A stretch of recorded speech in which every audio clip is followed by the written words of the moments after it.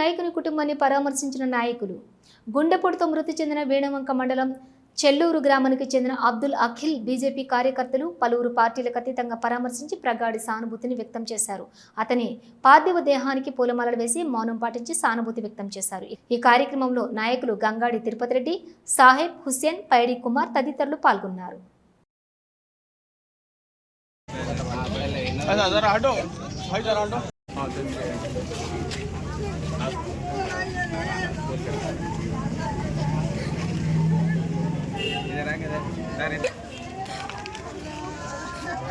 नगर इनका बेटा है